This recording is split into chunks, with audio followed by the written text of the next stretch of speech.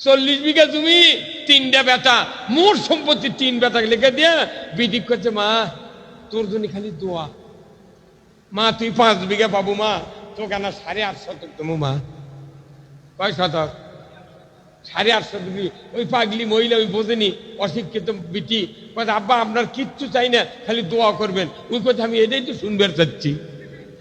তে মা আমি আর পশ্চিম দিক দাও, মা তুই না আমাকে বিদায় দে, মা যান যান হজ করে দেবেন যান। বলছে না মা তুই 5 বিঘা পাবো, মা তো 8.5 শতক দেবো। বিটি এখন কি করবি, মুগরি জব করে ভাত পাক করছে, বিপি কান্দা করছে, মা বাবা না অভিনয় করছে কান্দার। বিটি কইলা যা করছে, আব্বা আপনি জানতো কিচ্ছু লাগবে না, আপনি হজ করে আসেন। বাড়ির যা বেটা করে করতে বা সন্ধ্যা হাতের গাপ্পার বলছে, কি আব্বা? বলছে তোর বুনক মাইক মিটে থুয়েছি, পাবি 5 বিঘা 8.5 শতক দিয়ে মিটে থুয়েছি, কোনটি দিব? তখন ছোট বেটা করছে, আব্বা বেলতলির কাছে 3.5 বিঘার থাক আছে, ওটিও 2.5 বিঘা দিয়ে দেন। আর ওই বড় ভাই করছে, এক তর খাবো বদমাইশ, 40 বিঘা তুমি 4 ভাই বাঁচা লিছি, ওক দিলে হালের জোত কমে দেবে না, তো কোনটি দেবো? কই দে ভাইয়ের পুকুরের নয়নজুলি আছে, ওই নয়নজুলির চিচা গারু আছে, ওটি ওই 5 কাঠা একটা জমি আছে, ও কি দে আব্বা, তুই ওটি বেচেই খাবি, ওই চিচালা ওই বেচে খাবি।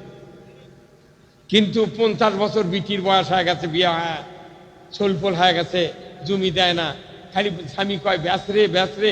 কিন্তু বিটি এত ভালোবাসে, পৃথিবীর কোন সন্তান 10টা সন্তান বাপকে যে আনা ভালোবাসে, এক বিটি তাই ভালোবাসে, ধরে বল ঠিক কিনা? 4টা বেটা আছে, বাপ মরে গেছে, চোখ দিয়ে 1 ফুট পানি বাড়ায় না, আর এক বিটির চোখ দিয়ে ঝর্ণার মতো পানি বাড়ায়, সুবহানাল্লাহ। এমনও বিটি আছে বাপ মারা গেছে, মা কয় মা একটা পাঞ্জাবি দে, একটা পায়জামা দে, লুঙ্গি দে, ধুয়ে ইস্ত্রি করে পলে তুলে বাক্স থমা। যখন বাপের কথা মনে হবি বুকের সাথে চাপে ধরে বাপের দুঃখ নিবারণ করবো, ধরে কোন আল্লাহু আকবার। কাকে বলে মেয়ে? মেয়ে এত ভালোবাসে, সব মেয়ে বাপের পার্টি, আর বেটাগুলা মুঠ মায়ের পার্টি। একসাথে ভাত খায়, বাপ উঠে গেছে, ওই মা বাপের সাথে, মা আমার বেটা গপ্প করছে, বেটা করছে, মা আমার এই বাপের খালি বিটির টান। এখন মায়ে করছে, আমি তো বারবার কইবা তোর বাপ যে তুমি না বেটার দিক তাকাও, কি কর্ম দেখছেন, কি পাম দিচ্ছে এই কথা। এখন 50 বছরে বেসেনি, 50 বছর পরে ভাইয়ের পুকুরের নয়নজুলি 3 লাখ টাকা শতক লাগিয়েছে। কয় লাখ? 3 লাখ টাকা শতক লাগিয়েছে। এখন ওই বড় বেটা একদিন কয়েছে, আব্বা গেলে তোমার কাম কে কোথাও 5-এর মধ্যে জমি দেওয়াই ভালো হয়েছিল। 3 লাখ টাকা বিঘা, 5 বিঘা পালে হয়নি, তা 15 লাখ। আর আমরা এই জায়গাটা 4 ভাই দোকানদারি করে ভাড়া দেখানো হয়নি, তুমি কি পয়মাল করছো? 25.5 লাখ টাকা পাচ্ছে আমার বোন। তখন বাপু কে বদমাস, তুই তো বুদ্ধি দিছিল। যারা বাপের বড় বেটা বোন যদি জমি চায়, এই বড় বেটা মনে করো সম্পত্তি দেয় না। ওই কয় তুই পাবো 5 বিঘা, 1.5 বিঘার উপর কিচ্ছু দিবার পারবো না। বোন করছে কি, বাপের সম্পত্তি তুই পাবো 10 বিঘা, আমি পাবো 5 বিঘা, তুই 1.5 বিঘা দেবো কে? তখন করতে বেশি টেরিবেরি করলে দাগে দাগে দেবো। হ্যাঁ কথা কর, এই দাগে দাগে দেবো কথা কয়া। বড় ভাই যদি মক্কা দেয়া হজরে আসাদ গিলেও খায়, লাভ হইবে না কথা কয়। এইরকম কার্যকলাপ ইতি বোধহয় নাই।